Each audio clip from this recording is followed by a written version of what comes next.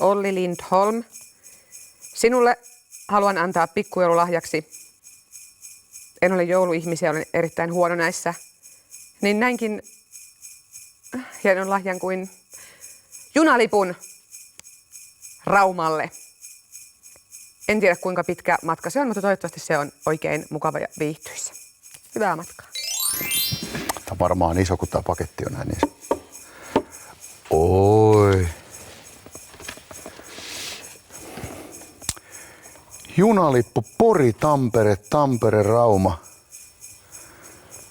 Mä luulin mulle näin entisenä porilaisena, että Raumalle ei mene junia.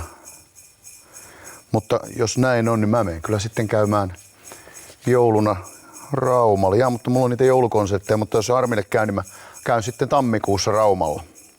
Kiitos paljon.